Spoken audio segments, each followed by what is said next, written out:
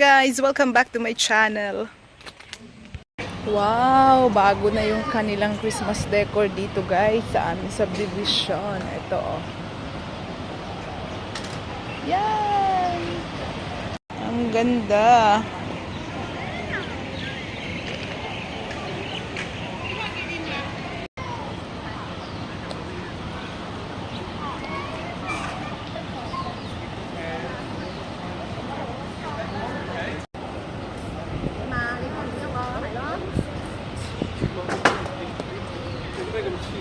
Tayo ng ito mandarin saka ito kaya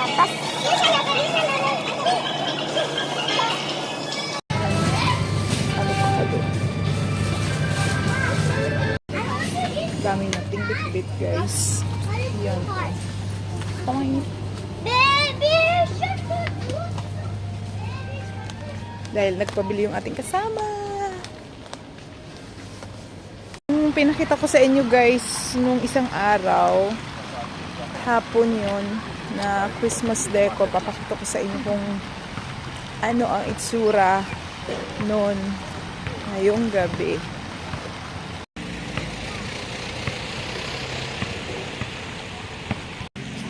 Ito siya.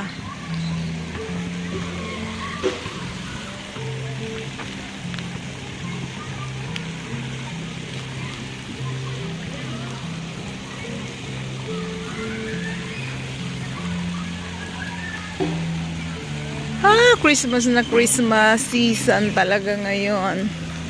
Christmas month.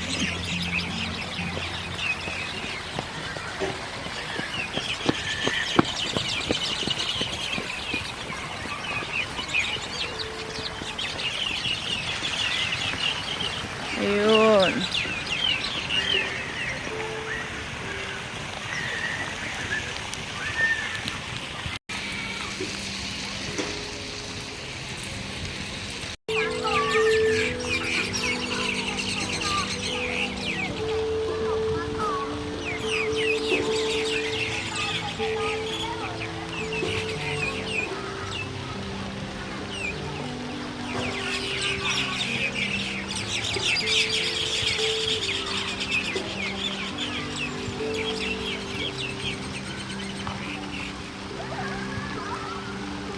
Lumabas lang po ako ng bahay guys, just to buy some fruits at ng ating body wash. Tapos ito, syempre, vlog na tayo. Guys, papakita ko sa inyo ang isa sa puno na gustong gusto ko. Ito siya.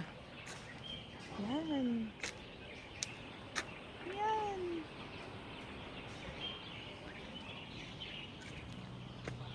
Ganda ng pagka-trim.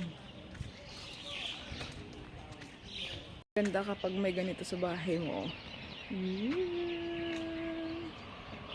Yan. Ganda. Tapos ito po guys, oh. Talagang ito ata ang pambansang plants sa Pinas at sa abroad. Ayun oh. Yan. Yan. Crotons po yan sa Visayas, sa amin po sipre sa tabako. Marami po akong tanim yan guys dito po sa lugar na to.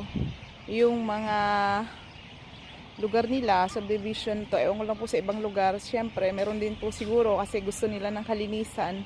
So kahit saan pong dito area, pag gumala ka ng asong alaga mo, meron kang mapagtatapunan ng ebak nila. Ito siya oh. Yan. Yan, i-flex ko. Yan, green na yan. O, diba?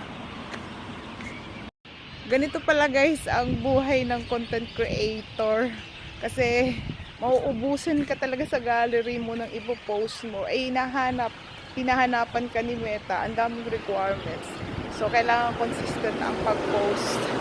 Kaya, eto, kung ano-ano na lang yung mga pinagbibidyohan ko, pinagpipicturan ko. Eh, inumpisahan natin eh. Di tuloy-tuloy na. Sayang din naman ang 0.0, 0.01, 0.02, 3, 4, 5, and so on. Diba? Malay mo. Maging $100 siya. Diba? Kaya po, friends and followers, sana po ay huwag kayong magsawa kapag dumadaan sa wall nyo ang mga post ko. Naghahanap buhay lang po ako. Ayan o, ang daming tao doon. So, hindi ako makapagtambay doon. Ang ganda kapag naglalakad ka. Tapos, yung makikita mo is ganito kagandang green. Kahit saang lugar po dito, basta may mga bahay-bahay, marami kang makikitang paradahan ng bike. Kasi yung iba nagbabike, yung iba naglalakad, pero yung ibang medyo malayo nagbabike. Ito po siya, oh. Yan! Very common na po sa kanila yung bicycle. Kaya yung iba sumasakay ng ng bus papuntang office, pero kung malayo naman sa bus stop yung kanilang bahay, magbabike po sila from their houses to bus stop. Tapos pag uwi nila sa hapon o sa gabi, pagbaba nila sa bus, sakay ulit sila ng kanilang bicycle pupunta sa kanilang bahay. Ganun po yun dito. Kasi po sa atin, sa ating bansa, marami po tayong mga sikad, padjak, tricycle, mga habal-habal o kung ano pa na mga sasakyan na kahit malapit lang pwedeng lakarin. Talagang nasanay po tayong mga Pilipino, nasasakay ka talaga. But of course, okay din naman kung marami kang dala. Pero kung kung wala naman, better na mag-walk, diba? Good for the health po yun. Nandito tayo ngayon guys sa 7-Eleven. Magpapatap up tayo ng ating Alipay. Dahil Alipay po ang ginagamit namin dito madalas kung kami ay magpapadala sa Pilipinas. Alipay digital wallet po yun. Dito sa 7-Eleven.